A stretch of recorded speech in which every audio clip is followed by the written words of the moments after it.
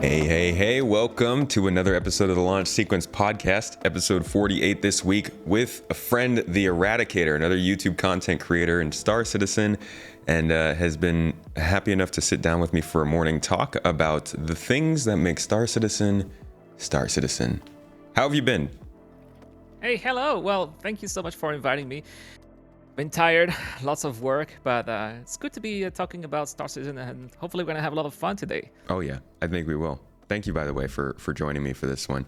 It's my pleasure. Yeah. So, as I said, what we're really going to talk about today is a lot of the big tech hurdles that Star Citizen has seen that have really set the game apart for a lot of people. Now, these aren't things that we're saying are unique specifically to Star Citizen. It's not that they've never been done before, but they are things that you don't normally see in a lot of games that make Star Citizen feel a little more special to the people who play it. So, we're going to get to that. But first, we'll talk a little bit about you. I always like to start by asking guests, how they got into gaming and maybe even content creation, and then how that led to Star Citizen. So where'd you start out? Well, gaming. I think I started back in the 1993. Not on PC. We didn't have a computer back then. But I had the Sega Genesis. That was my first Okay, yeah. experience with gaming. Games like Sonic, or there was this Super Monaco Grand Prix or something like that. These were my very first video games. And then we had our first PC in 1995, and we had games like Need for Speed, the first one, the first Need for Speed, or it's a Star Wars game. Not a lot of Star Wars games back then, but Rebel Assault as well I Okay, yeah. played. And my Those were favorite, classics though, back the Star Wars yeah, games in the 90s. 1990s, right? Exactly. And then there was another one that is going to have a comeback in a couple of years. That was called Little Big Adventure, or Relentless, which was like one of the very first game in the isometric 3D that kind of looked modern, sort of. And I mean, it still looks pretty good, even though that game's from 1994. So that's where it comes from. Hmm. But when it comes to online gaming, we didn't have the internet until 1998. So started playing, still Star Wars games, X-Wing versus TIE Fighter, and then after that, X-Wing Alliance, Rebellion as well, lots of Star Wars Rebellion, and then Jedi Knight 1 and 2. Yeah, these are really the games that I was into, and still Age of Empires as well, StarCraft, a Ooh, little bit of yeah. RTS. Yeah. Now you're talking my language. StarCraft was a big one for me back then. That was, I think, the first computer game I played. Yeah, I mean, when you look at what they've been doing with the franchise, right? It's such a waste. They Yeah. haven't Oh, done man. anything. They could have done so many, like there were talks about doing FPS games and action games, not just RTS. There's so much potential to be Yeah. wasted with that franchise. I mean, Blizzard could so have done with their games what Marvel did with their comics. Like Blizzard had a lot of potential with their IPs. yeah, but yeah, they went for the easy, the low hanging fruit Yeah. with Hearthstone and Yeah, they lost. yeah. Oh man, and now they're just a derivative of a company being sold off. It's crazy Yeah, to see for a company yeah, that it's big. Microsoft. Yeah, Yeah. yeah. So you were early 2000s. You were kind of dabbling in more of the space-based games. Did you Oh yeah. stick with PC? Did you go back to console? Oh yeah. Oh, I had a PS2, but I was playing like the WWE games on the console. That's the only reason I had a PlayStation, was to Just for that? was to be, yeah, just to play with The Rock and Triple H and Stone Cold Steve Austin. It was the that pinnacle of that was gaming at the time. Yeah. And oh yeah, there was also of course GTA 3 back in those days. Yeah, Okay, yeah. but mostly PC, and then after that, Star Wars Galaxies, Freelancer, and the Battlefront games, So all the way you until so you played Chris Roberts' older games. not Wing Commander, though. I was a bit too young to Okay. appreciate Wing Commander back in those days. But my first Chris Roberts game was Starlancer. Yeah, Starlancer, and then Freelancer. Okay. That's how I got into Chris Roberts' game. I love those games, man. There was especially the attention to detail already in Freelancer. Hmm. Going inside your spaceships, and the whole diversity of opponents and ships was already present back in those days. It was very immersive. That's what I remember Yeah. from there. But already kind of a feeling of of it felt like the game was not necessarily complete, and it felt like there was always something missing. And then eventually Freelancer tried to take Starlancer to the next step, but even Freelancer was I'd say that maybe the scope was a little bit too big compared to what they were able to do back in those days. Sounds But kind of like when something else we know about now. Oh yeah, well, and that's why in 2012 when Star Citizen was announced, at first I didn't care so much about the name Chris Roberts, but then when but I was already because I always gravitated around space games, so I was like, yeah, this Chris Roberts guy, he talks a little bit, we talk a little bit too much about this guy. I don't know who he is, but then I was looking at the games he made. I was like, oh, Starlancer Freelancer, he's that guy. Oh, Oh, I'm okay. in. So been a backer of Star Citizen since 2012, basically November 2012. Hmm. Okay, so you were in early. You Yeah. mentioned Star Wars Galaxies. I Oh. bring a lot of people onto this show, and I would say that's one of the games that seems to stick out the most in terms of people who are really passionate about Star Citizen. A lot of people say this was like Star Citizen back then. This is It was. they were doing ship interiors and allowing people to move around together and all this stuff. Really cool. I never got to experience that, but it sounded like a really cool game. Well, you can. It's I've still up yeah, there. I've heard. I I'm gonna let you in on a secret. I'm a horrible, despicable graphics snob. It's part of why I Ah, love Star Citizen. I love old games. I really do. There's a lot of old games I want to play, but sometimes the graphics are nostalgic. Sometimes they yeah, like yeah. it's part of the allure. But with games that I haven't played, it gets harder for me to get into them. It's not the most beautiful game there is right now. That's for sure. And even the space part. I remember the space part. I was blown away by Jump to Lightspeed back in those days when it was out. But I'm still playing it a little bit. I'm like, man, it looks a little bit. Can see the A little pixels. aged, yeah. Yeah, we get we. It's not really entirely round. You see what I mean? It's polygons in there. Don't say that too loudly, though. You're gonna have some company pick it up and say, "We're gonna make a remake." This everybody's flavor Well, these days. lots of people would love a Star Wars Galaxies remake. Yeah, it could It's do called everything. Star Player Citizen run economy. Yeah, with a it mod. is. It is. That's. I mean, it has Star Citizen's got exactly the same potential. Almost player run economy. Well, except that there was no NPC economy in Galaxies. Right. The ability to travel from planet to planet, ship interiors, cooperation, multi crew. It's all there. Yeah. All Plus, things. you'll be able to have any kind of profession you want in Star Citizen as well, just like in Galaxies 2. Yeah. All kinds of. This is a great preview for the stuff we're going to talk about today. um. So you backed Star Citizen in 2012, and what have you been doing since then? You played it. Obviously, you started making content. How did you go from backing and playing to making YouTube videos? So I started, 2012. I remember there was like the Hangar module. I remember the Hangar Hmm. module already. I was blown away by the fidelity and the details. I think I was checking out my ships every day in the Hangar module. And every time there was a little update that they were adding, whether, for example, if it was the Holo Viewer, I don't know if you remember that. Yeah. Uh, there was a Holo Viewer, or The if Sim there was Pod. like there was a shooting range at some point in the Oh, I Hangar don't as remember well. that.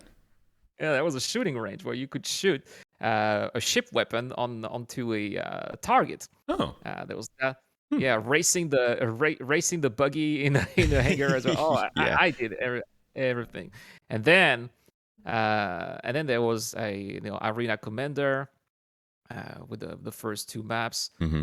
which of course was very different to what it is today, but still the the fidelity, the way the ships looked, it felt like the way the graphic looked back in those days, it felt like you were playing in a movie. That's how it felt Isn't it crazy compared. though to look at the graphics from then now and be like, wow, Star Citizen did not look that great back then compared to what it looks But like now.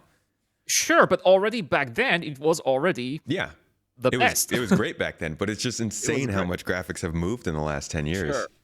Oh yeah, yeah, yeah. Even when you look at all the demos that CIG did back in those days, even their demos now don't look as good Yeah. as how the game looks like now. Yeah.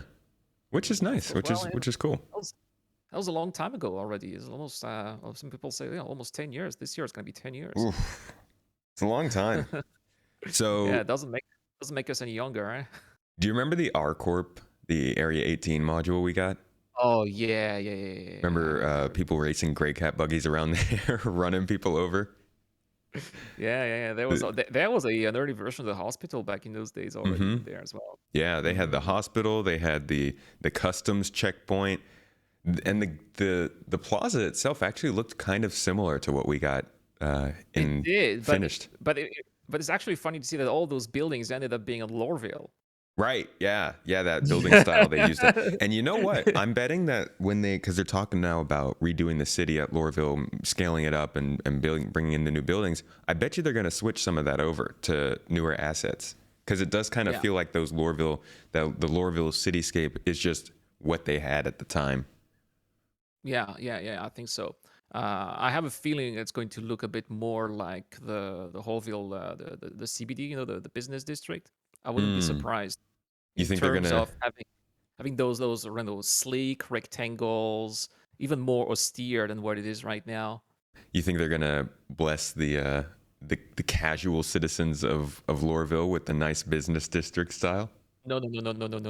It's not going to be nice, but it's probably going to be more rectangular. Hmm. So more boring to look at, but at the same time, it will be made on purpose to give a sense of feeling of oppression. Hmm. We'll see. And that's well, we'll see. I mean, Yeah. it's just theory crafting. I am excited to see the city redone. It's the oldest city in the game. It definitely, you can tell too, like it's very small in scale compared to everything else we fly around. So, Yeah. going to be interested to see what they do with it, especially with building interiors coming in. And I'd like to see all the districts too, because right now we have L19 Workers District, but we still don't have, for example, Managers District or Executive District. Right. Yeah. Where It would be the cities interesting to are. see if they have different districts. Like let's say in the future we'll be able to rent and buy our own halves. Mhm. It would be interesting to see, for example, if we spend more money in halves, then instead of, let's say we have 3 tiers: lower tier, mid tier, high tier. If we don't want to spend so much money, we have the low tier in the workers district, and then you spend a little bit more money, we go into the managers district, and if you spend a lot of money into the half, then we get to the executive district. Yeah. And they've talked about how those buildings at Lorville, they're like, yeah, we made this building here, but we can make dozens of these in the city. People can have their hab here.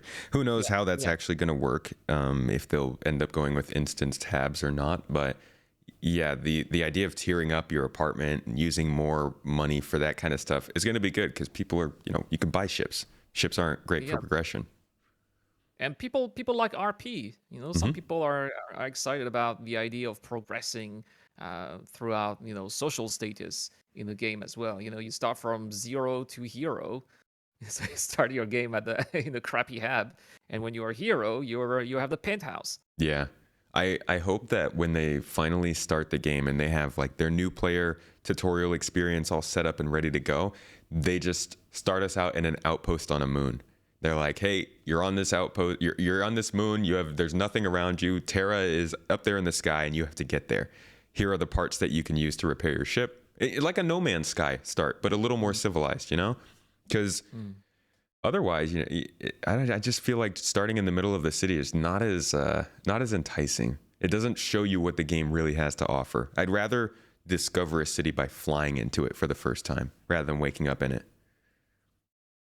But I think that they have their own idea for how we start the verse. Like if I remember correctly, the idea of our characters in the verse will be the continuation of. I mean, for those who have Squadron 42, at least the continuation of our characters in Squadron 42. I think that was origin, but that was a Yeah, long time ago. They talked about that. yes, I Probably, think they're still doing that. Yeah, just a matter but of not everybody's gonna have Squadron 42. right. So they'll have to come up with some sort of universal approach. Besides Star Citizen, over these last couple of years, I personally, I know a lot of people stick to MMOs when they're in the MMO genre. Star Citizen's the first MMO I ever got into, so I'm still very much in like the AAA games, console gaming, all that stuff. Do you play other games? Yeah. I play a lot of other All games. right, all right. Uh, What are the big ones? so right now, Age of Empires 4. Uh, Playing a lot of that one. It's a favorite I of don't my wife's. eradicate. I don't eradicate much, unfortunately. Age of Empires 4. Isn't that ripe for eradicating? Aren't you eradicating entire nations in that game? Well, I used to when the game started, but then I stopped playing for a few months. I came Uh, back into it, and oh man, in you're the getting eradicated.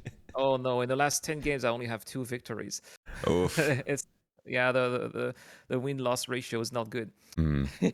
I like racing games a lot as well. Forza Horizon 5.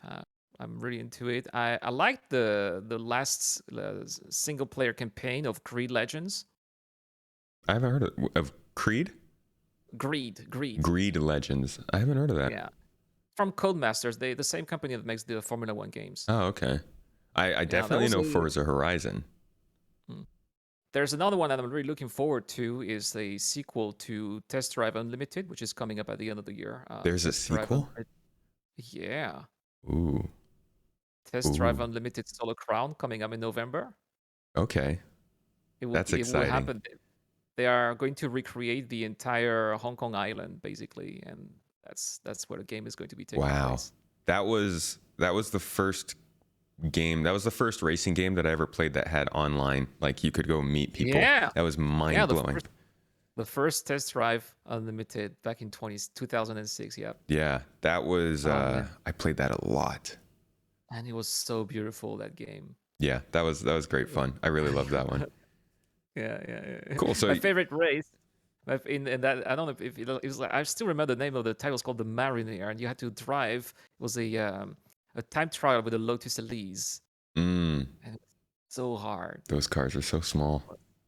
Yeah, that was so fun to drive. Oh man. That So is a yeah, good one. that series coming back this year. Cool. So you do a Be lot of playing. racing strategy games. It sounds like Age of Empire. Any other space games, RPGs? Well, I used to play a lot of the Old Republic back in those days, but I don't do that anymore because I'm not a big fan of the expansions. Other space games. I used to play Elite Dangerous, but it's not. I mean, when you have Star Citizen, there's no need to play Elite. Sorry, but Yeah. I prefer Star Citizen. I mean, it was a decent try, the Odyssey expansion, but the problem, just like with the rest of Elite Dangerous, is that the content is so slow to come, and when they bring in content, it's just not enough. You know, Yeah. I in think Elite Dangerous, they just brought in their last major update, they finally brought a ground vehicle, which since 2015 has been their second ground vehicle the in buggy. They seven only years. had that one buggy. Yeah, they only had one. Oh. And there's been only a second one. It's called a Scarab. No, that's not Scarab. I even forgot the Scorpion. Uh, Yeah, the Scorpion since like March or February, and that's it. I That's think why it just feels so redundant at some point playing Elite Dangerous. I just get bored very quickly. They bring in some content, but it gets boring very quickly. So I think yeah. that starts. It for a lot of the people who left the game, that seemed to be the main thing was that yeah, Odyssey wasn't great, but it wasn't what killed it. It was that there was nothing else before Odyssey that was, you don't want to put all of your marbles into one update and then that update not do well. And I feel like that's what happened. And this is a time where a lot of other space games are doing quite well for themselves. No Man's Sky is just hitting it out of the park. That game has been impressive. So I've seen yeah, I've seen some of the trailers for No Man's Sky Outlaw. They have like this mm-hmm. pirate expansion. X4. X4 X4 is is great. very. Yep. Oh, Imperium's they doing also well. have their own. They also have their own pirate expansion too. Oh, Yeah, I didn't yeah. I actually guess know if that. you're a pirate, yeah, it's called Tides of Avarice. Was released just a couple of weeks ago. Oh. It's got good reviews apparently. I haven't tried it yet because Star Citizen. Yeah. I'm seeing from chat for anybody who is a supporter of myself on any of our platforms, you're able to come and hop into these podcasts live and sit here and chat with us. And Martin in chat is saying that there is an X package on Humble Bundle if anybody is interested in that game. It's a pretty cool, little space game. It's not quite as detailed as Star Citizen, but it's good fun. Yes. Looks like we have Frozen again on Really, my end at least. on your end. Okay. Yeah. So, speaking of Star Citizen, why don't we go ahead and get to our main topic for today, which really is a lot of the stuff that brings people into the game, the main bread and butter. that makes the game special. No problem. And I'd like to start with one of the biggest ones. I know I'm going to defer to you for all of the other ones, but I want to start with this. Ship interiors. It's a big deal, not just because people like to walk around on ship interiors, but it lets you bring your friends on and interact with their ships and do things while they're flying the ships. But it really is just, it completely changed the game, right? It's a game changer indeed, because there's not just that, but there's the immersion, the sensation of living a true adventure, a true interactive adventure that you don't have when you don't have those ship interiors, and instead you just have menus. There's no interaction there. You're just dealing with buttons, and that's basically it. There's no fun of, there's no sense of, what can go wrong, right, when you're just clicking on buttons. Whereas, when people are just walking around ships, you can always click on the wrong button. You can enter a turret by accident, exit your ship by accident when you're in content drive. You gotta watch out for everything that you're doing. There's just that sense of drama. Plus, at the same time, when you are having a multi-crew experience like that, you can always change your strategy, change positions from Mm-hmm. one place to another. You can just sit back. You can also be that guy who's just here to have to chill and just look at other people doing their own stuff. That's also very interesting. Yeah. You're just a tourist in someone's ship, and you just look at them do their thing, or you take screenshots. You you take a seat, and you have the exterior view, and everybody's doing their own stuff, or Yeah. they're in combat, and you can see all the turrets firing in the middle of a battle, and you just pressing screenshot, screenshot, screenshot. Yeah. It's amazing. There's It just is so much going entirely, on. it's entirely It's, different from other experiences you can get. One of the best things I think about it is just that, like you said, you can switch up your strategy on the spot. I mean, you can have two people in turrets who are shooting at the ships. You could start to take damage, and suddenly you have to go on the defensive. And those two people might have to jump out of those turrets and, I don't know, do something. Right now we don't have engineering, but when engineering is in the game, they might have to jump out and do some repairs, or even But better. we do have we have the co-pilot seat that is somewhat Yeah. functional. Mm. There's just that. Yeah, they can be in the turrets, and then they need to make a run for it. Someone goes fly as the pilot, the other one takes care of the power management, Yeah. and they're gonna be running for their lives. There's so much, just drama. That's what I like about this game. This is just not drama in the bad sense, but just it feels like your life, even though your life doesn't depend on it, but it feels like your life depends on your action, because also the consequences in Star Citizen mean something, even at our current stage. You lose your ship, for example, where you're gonna have to claim your ship. It will take some time before you use it again. What Hmm. if you have stuff in your ship that you care about? Special armor, or you bought a lot of guns and they happen to be in your ship. You're gonna have to buy them again, and you can Yeah. lose a lot of assets.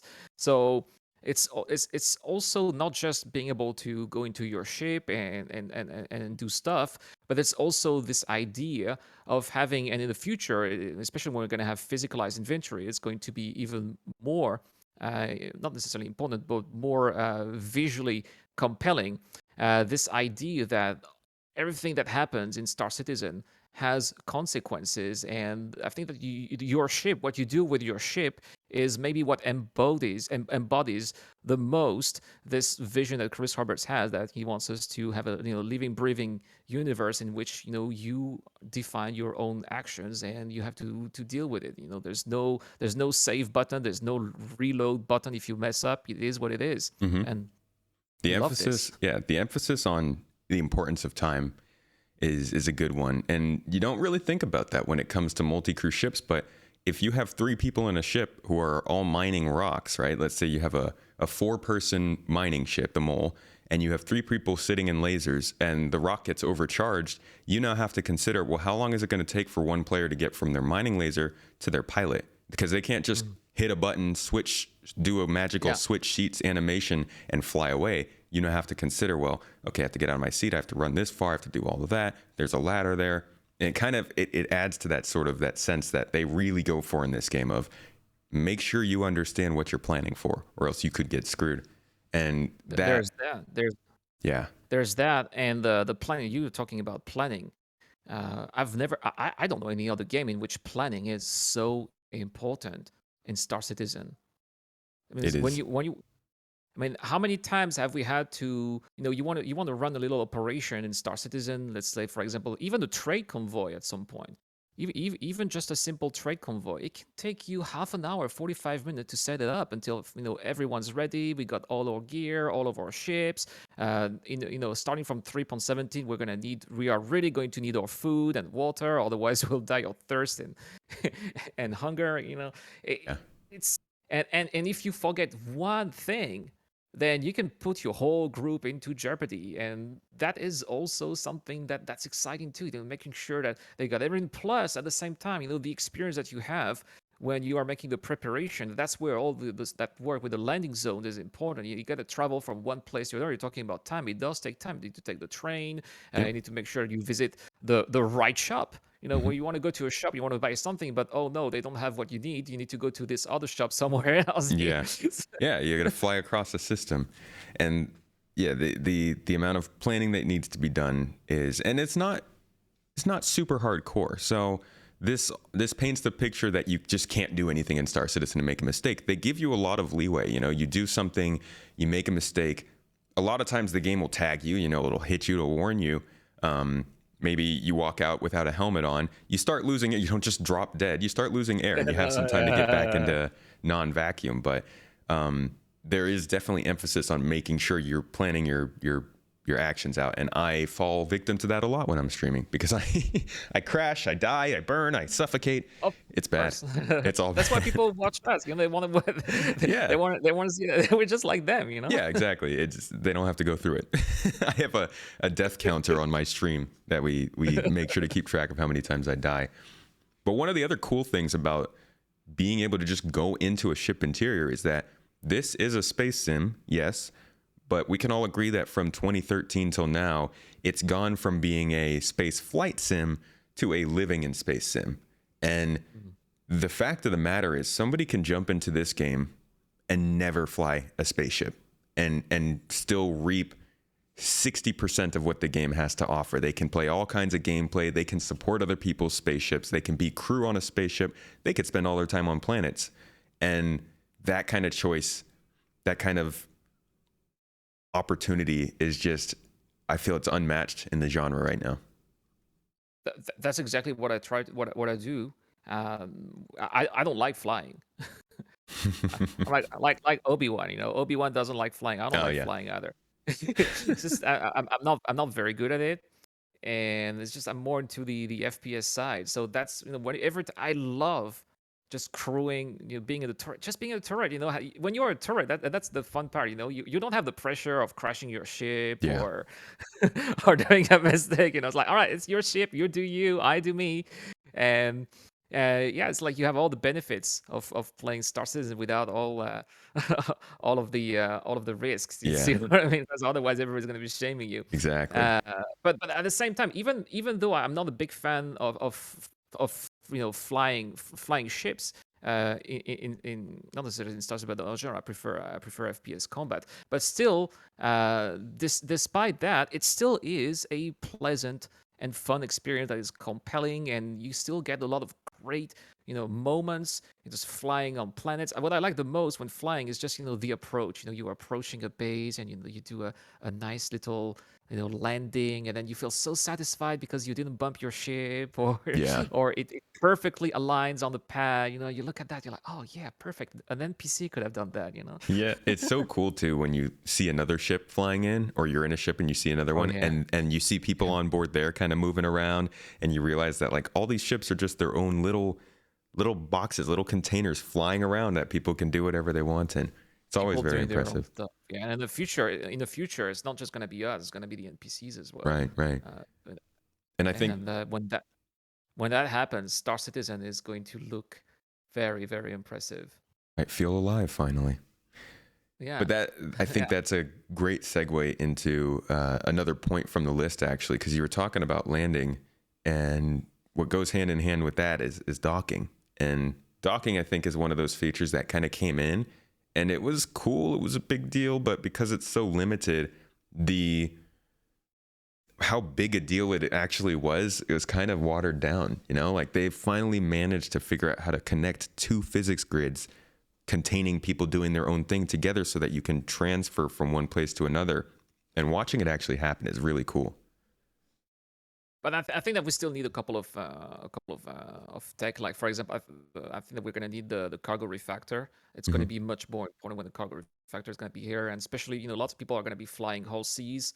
Hmm. The whole sea obviously cannot land with the cargo grid extended. So when people are going to finally be able to trade with the whole sea, we're going to see a lot of docking. It will be much more common, I think, Yeah, because they'll be trading. Obviously, they're not going to be trading laranite with the whole sea, but I think that we're going to see a lot of maybe processed food or scrap. medical Uh, supplies. or no, not medical supplies. That's not a Well, good bet. That just medical supplies. Oh. But will they be trading, hydrogen? Those low tier commodities are finally going to see some action Hmm. because That'll be good. it's gonna be expensive to fill a whole sea with 3,900 SCU, right? Yeah. Three thousand nine Jesus. hundred SCU of aluminum or quartz. Uh, that's still a lot of money. Yeah. Yeah. It's a ton. Um, So we'll see that a lot. yeah. Plus, they've also I think if I remember correctly, Horizon is going to have its own. I think it will be the only landing zone in which the whole sea will be able to land at because it Yeah. doesn't have any ground, right? So I'm pretty sure that it's going to be more widespread. Plus, people are going to be using docking as well for refueling. We're going to have pyro because they're not going to be able to refuel more often. So Yeah. it will pick up. It will pick up. The Orison docking collar is actually kind of a nice little wild card they threw in because that's going to change up cargo routes when you can consider, well, I could go to Everest Harbor, drop off cargo, and that's processed and sent down to or Hurston, or I could just fly straight into Crusader, drop everything off in the city. So that's pretty cool. And it will be The interesting if they can do that straight to Crusader. It will be interesting to see how Portalizar is going to be evolving. hmm Because if we can deliver our cargo straight to Horizon, what is going to need to be the need to have a cargo deck on Orizar, except for maybe saving time because people are not going to be yeah. wanting to go through the atmosphere, but hmm it's going to be it. Yeah, there'll be some balance there. The ship to ship docking will also, because there's a lot of ships that have docking collars that just don't have any use right now. So ship to ship docking, I think, will put that in people's face a lot more. But I would love I would love to see more. Some people aren't gonna like it because every time we bring piracy, people say no, no piracy. But eh, uh, it's I would necessary. love, I would love to see some ways in which pirates will try to dock to other ships and use some kind of hacking mechanics to hack the docking color of another ship, and then they would just dock their pirate ship to the ship to their victim, and then fight their way into it. I think that would also bring some really interesting action Oh too. yeah, yeah. Ship to ship firefights. That was like the dream of Battlefront. I remember playing Battlefront and being like, man, I wish I could be in a battle up in space, fly down to the planet, grab a couple friends, fly back up, board somebody's ship. That's like, Oh, it's one of those things that drew me to Star Citizen. That's going to be a cool one. absolutely. Yeah, you're talking about Battlefront 2, right? Um, I, I think both. I'm not the new ones, the ones back way back in the 2000s. Was it Yeah. Battlefront Those 2 ones. that did that? Yeah. Battlefront Yeah, 2 it was was, well, was it was Battlefront 2 that could do that. Yes, just the yeah. You had idea. Oh, man. rebels versus Imperials, and go into their ships. Yeah, the idea of doing that, but this time, with much more immersive and realistic physics and game Fidelity. mechanics. Oh yeah. Yeah, it's going to be fun. So what's another? Let's see. We've got plenty of other points that we can choose from that are things that have really set up Star Citizen for, I won't say success, for I guess admiration. What's another point that you would like to talk about? Oh, we can talk about Planet Tech. It's a big one. We It's can talk about Planet. definitely a big one. I mean, for example, first thing that I remember back in those days, I was in 2015, I think, that they announced that they were working with former members of Crytek to create procedural generated planets. And already back in those days, there were a few prototypes of games, of at least game engines, in which you were able to travel from space to planet and going through the atmosphere, the atmospherical entry. But all Yeah. of these were already prototypes, and I was always wondering, how would that feel in a game? That was one of my biggest dreams back in those days, in the mid 2010s, is just flying in space and entering on the planet through its atmosphere, something that was not done before back in those days. And then eventually there was that, I think it was not CitizenCon, that was Gamescom, that they did show that. And it was very simple. It was the entry on Nix, if you remember. Oh, Yeah, the demo with like when yeah, before they redid Nyx or before yeah, they yeah, yeah. redid Delamar. Yeah. Yeah. The demo in 2015, the very first time we saw Delamar. Mm-hmm. Yeah. And and originally the plan to go to planets was to go through some kind of it was not a loading screen, but cinematics that would take Mm-hmm. you from space to ground. That was the idea. But then they were showing the actual atmospherical entry from space to Delamar. I remember having been blown away. I was like, Yeah. this is what they're going for. And then getting to experience that for the first time with Star Citizen of a 3.0 back in those days, 10 frames per second, but still, God, that was miserable. still, it was miserable, but it was still mind It blowing. was very Yeah, cool. Yeah. and back in those days, there was no quantum travel to atmosphere. You had to go to an orbital marker and then fly manually to the outpost, 200, 300, 400 kilometers. It Yeah. took a long time, but then you could see we only had the three moons, Daymar, Selene, and Yela, Mm-hmm.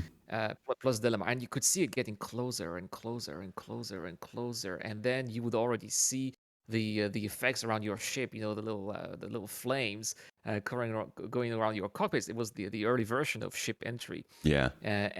and then the sky would start to appear, change colors, become either blue on Yela or orange gray on Daymar, and finally you would land. And the first landing like this, oh man, It was it cool. was like it was a dream coming true, and it blew a lot of minds back in those days. I think that is to me that is when I really started to play Star Citizen on a daily basis. Before, in the 2.x patches, I was playing every now and then, maybe once a week, just to check how it was Mm-hmm. and get practice on Star Marine. Yeah, Star Marine. Every now and then, but yeah, with 3.0, it was daily, and that's when I started making content. Also, 3.1 was my first video on the channel. Oh, It was okay. bad. It was bad. All Don't our first don't. videos are bad. It's still there, but don't watch it. Go watch it, everyone. I'll link No, it. no, no, no, no, I'll no. link it down below.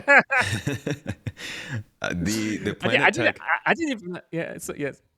No, the Planet Tech I think, was one of the major turning points of the project. For anybody who wasn't here before or hadn't heard the history, the idea before was, as Eradicator was saying, there would be kind of, you get close to a planet and then a little cutscene kind of thing would kick in.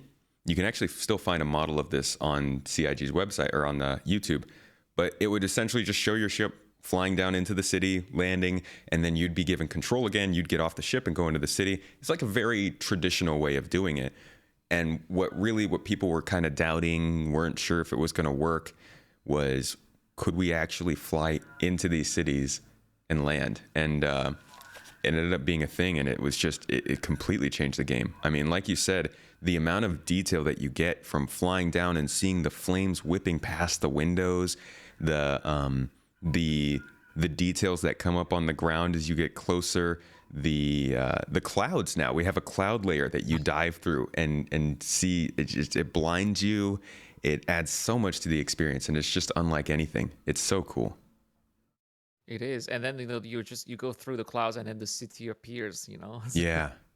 and It's and the potential in Planet Tech is just insane. We've seen rivers added this year, rock arches, canyons and stuff talked about, NPCs are going to start walking on planets. Fauna is being worked on. Like I said, we already had clouds. The new Giants, outposts. Sorry. gas giants. Yeah. The gas giants are the Got Crusaders, and the incredible. we've got the only explorable gas giant in all of gaming. There's not another game right now that lets you explore gas giant. Even Yeah. though there's not much to explore right now, but if you want to go through the clouds and have some fun, you can. Yeah, and Lets you do that. it keeps going too. Like they're now talking about, well, not now. This has been a plan for a while, but bases, building bases on these planets, um, creating a mining outpost for yourself, creating a place for your org to settle down. These are obviously much different from when they first started the game, but some of, I think, the biggest deals in the game itself. Some stuff that sets it apart from other space sims for sure. And it's going to be making people, stick to the game because there's always going to be something else to do. Even those who have, lots of ships and lots of assets, there's this whole aspect of building and creating something that will eventually come to the game if they can make it. It's just there's as long as your imagination keeps on going, there's always going to be something to do in Star Citizen. That's also what makes it so compelling. And that's what they have to, that's, I think, their biggest challenge now is making sure that they have a lot of compelling progression all the time because, it can't be ships anymore. So, Yeah. Well, it's not. I don't think that people now, but people are still excited about ships. But I don't think that people are still that excited about ships as they used to be in the past because we already got capital ships and traders and every time there's another ship that comes, it's like less and less that exciting. Maybe not for the Banu Merchantman because people really love that one. But but let's say, for example, I talked to a lot of people about the Scorpius, for example, and at the beginning there was a lot of hype, like, oh yeah, on X-wing and Star Citizen is so cool. But now you ask a lot of people about the Scorpius, and they're like, man, it's just another ship. It's gonna get nerfed, and I love it. it's gonna be a glass cannon and so Personally, on. I really love the Me Scorpius. too. Just the design of it, I think, is just so cool. Absolutely, uh, especially that X, it really is cool. Yeah. But But again, in the past, we're like, oh, I cannot wait for the character to come in, or I cannot wait for that. But now it's more like, oh, I cannot wait for server meshing to come in, or I Hmm. cannot wait for NPC taxi mission, cargo refactor. These are the things that I believe, at least from what I see from my perspective, is what people are excited the most about. I'm not saying they're not excited about ships; they are, of course, but that potential lies more into the future tech that is going to be taking Star Citizen to the next level and eventually 4.0. Yeah. The conversation has changed a lot from this game. Uh, when is this game going to run more smoothly? When is the basic systems going to work? When can I do this and that? To, okay, so now when can I get this type of gameplay? Why is this type of gameplay acting like this? It's changed a lot from the meta of the game, or rather the stability and good health of the game, to what is the game actually doing gameplay wise. And I think that's really good. Yeah, yeah. You're talking about stability. That is also one hell of a progress that we've had. I mean, when Hmm. was the last time you had a 30K error in the live servers? It's been a while. I mean, I had one a couple Yeah. weeks ago, but that's the Oh, only right. one I've had in months. Yeah, same. I also had one in like same couple of weeks ago, and I remember I was like, "Oh my God, the 30K error!" Yeah, exactly. Yeah. Plus, even if you have a 30K error, you can get back your cargo, or you can get Hmm. back to your inventory. It's just it's not as punishing. I think the most punishing disconnection or error now would be like a disconnection error when you lose your internet. Yeah. When you crash on the client side, it's annoying. Yeah, But yeah, it's compared. I mean, I know people still have problems with stability now, but what it used to be, oh my gosh, the fact that the game was so much smaller before and it was worse in terms of stability. I have to keep reminding myself that they've done a good job of maintaining the game. They did have to take out a full asteroid moon thing, but they've done a decent job of maintaining the game with what they have without server meshing coming in. not to mention that originally the engine was not even supposed to be making games like that. Right. Yeah. This engine is different entirely from what they started with. Let's see. Let's talk about object container streaming, because Ah, that was a pretty big change for the game as well. object control. Well, it changed a lot, right? First, it changed the Hmm. performances. I remember back in those days, you were going to places like Levski, you were getting 15 frames per second. It was, it was, it was Gosh, it was tough. bad. It was bad. It was like 20 frames per second was the max for a lot of people back then. And then all of a sudden, with object container streaming, the game became playable. We got Mm-hmm. planets. That was what we had when we were waiting for Hurston. That's what brought Hurston to us. A 3.3, yeah. whole Yeah, a whole new area to explore. Uh, brought oh, that's my mother-in-law. No problem. Yeah, it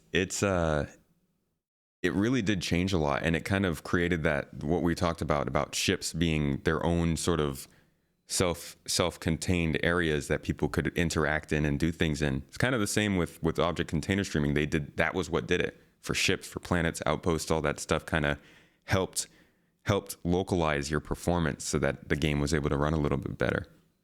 And then we had also a server side, Mm-hmm. even that would allow us to have microtech and expand a little more. The problem is that very quickly we got to see the limitation of object container streaming. It can only take us so far, but then at some point we're gonna have to need server meshing. Object container streaming without server meshing uh, doesn't really do the job that we need to have the whole Yeah. Star Citizen experience that Chris Roberts and the team at CIG envisions. Yeah. But still, it was quite a difference. It was quite a night and day difference. When we talk about, so in the community, sometimes you hear people talking about the Jesus patch that's going to be completely changing how the game is. 3.3 was definitely one of those. Yeah, that made it playable, like you said, and it set up the stage for server meshing, which has taken a while to get here, but is making progress. And for anybody who doesn't know, I'm not the best person to describe server meshing. I'm not a game dev. I'm not a networking person, but it kind of seems to do with the servers running the game what object container streaming kind of did for our own clients per se. So the areas that we move around in the game will be loaded into the server that we're on, but they'll be loaded out also once we leave those in order to help sort of localize the different parts of a system and help the game run better and allow for a lot of other stuff. But that's coming in the future. Object container streaming was really a big step forward for the game in the past, though. Yeah, basically, imagine, I don't know, I'm sure this has happened. Imagine, you're in an empty server. There's no one else in the server. It's just you.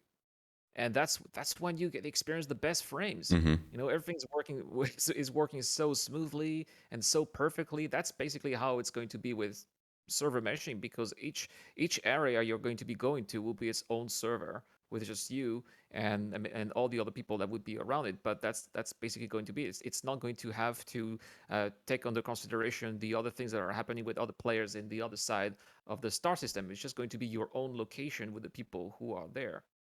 Hopefully that works out.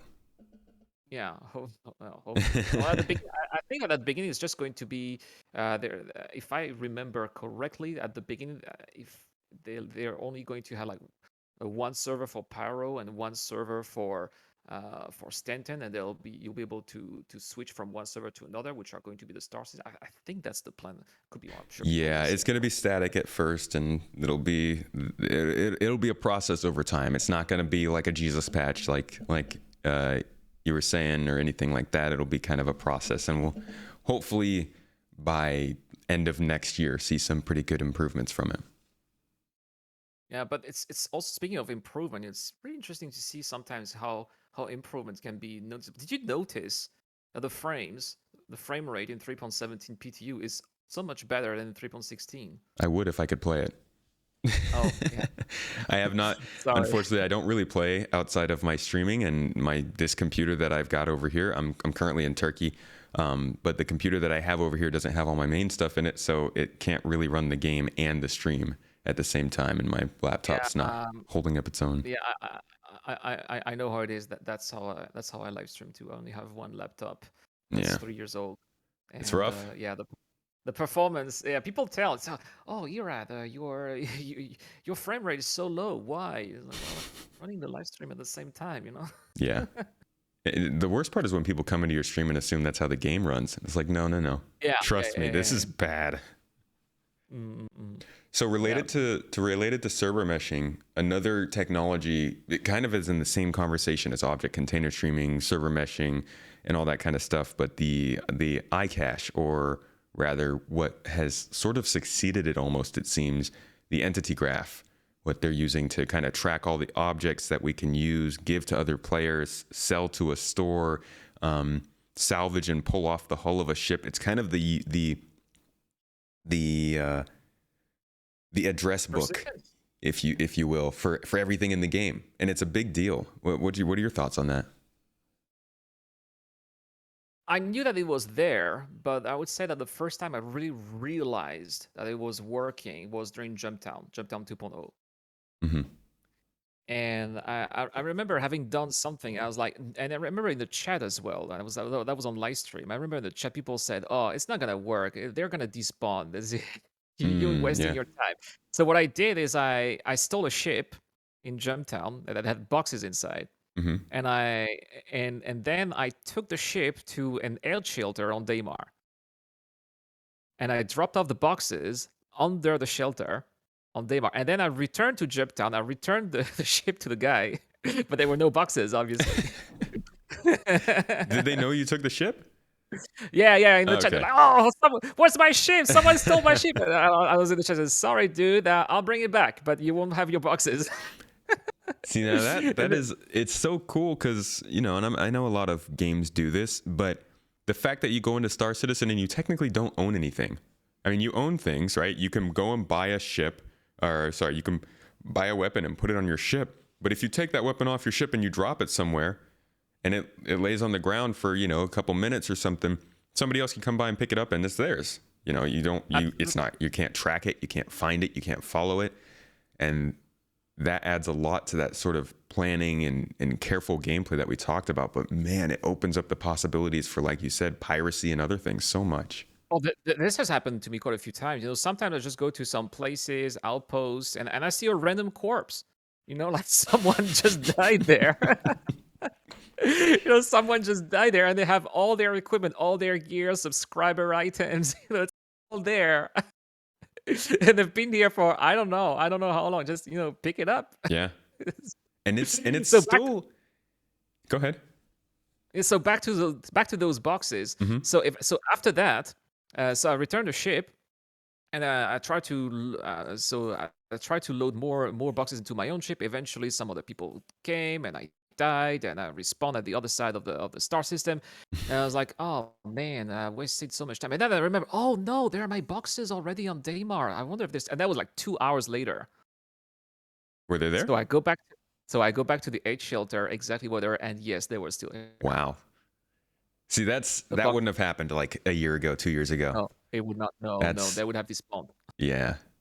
Not and that. they were still there. I went to Port Olisar. I sold them. Boom, profit. The amount that expands to things like a ship crashing on a planet and you being able to find it a day later and salvage it, or a dogfight happening in space and somebody gets blown up and loses their cargo there, and you just happen upon it and collect that cargo. Like, the possibilities that come from stuff like the entity graph, combine it with things like the planet tech, with ship interiors, with the cargo grids and all that stuff, it just starts to really balloon. And yeah, exactly as you said, it starts to balloon. And I think that what makes this particular period in the Star Citizen development right now in 2022, what makes it really exciting is that you get to see all the pieces finally getting put together. That Yeah. is, they started last year with iCache, the inventory system, the health system, the very beginning of Death of the Spaceman, and we continue. This year we got Gen 12 coming up in 3.17. We are going to have the cargo refactor. Hopefully, by the end of this year, if everything goes well, fingers crossed. Fingers Server crossed. Yeah. meshing, see what I mean? It's an exciting time. Mm-hmm. And the proof is in the pudding too. I mean, you could say, oh, well, they're saying that things are working and blah, blah, blah. They've been working on all of this tech that they've been talking about for so long. But you look at what's coming this year, we're getting refueling gameplay. Impossible without things like docking or our iCache. We're getting salvaging, which wouldn't have worked without the damage map or iCache. We're looking at things like resource management, moving power around on ships, components can be moved around. These are all things that have been possible because of these big background tasks that they've been working on. AI planetary navigation. Yeah, that's a big one. Oh, I am looking forward to that one. NPC taxis, NPC taxi missions, Hmm. The and ability for the NPC. NPCs to go on and off your ship. Yeah, there's that. NPCs fighting outside of bunkers. Well, finally, we have those anti-personal turrets outside of bunkers that nobody uses. Finally, we'll be able to use them. Yes, because they were put in for almost no reason last year. Then Yeah, they were right. just ready. People would be able to use their cutlass steel and shoot at those NPCs outside of bunkers. Finally. Cutlass steel's going to have a use, really? Yeah, I believe so. Well, you can always use a Valkyrie. True, true. But yeah, It's a bit more expensive. these things that are coming together now are just really really cool. The inventory system came in last year. We didn't even talk about that. Just that's part of the whole handing things off here and there. But actually having backpacks now, being able to have somebody who's dedicated to carrying all the ammo and stuff like that, has moved the game from being a tech demo to kind of an MMO light experience. Almost. Well, the Almost. inventory system is It's is bad. temporary.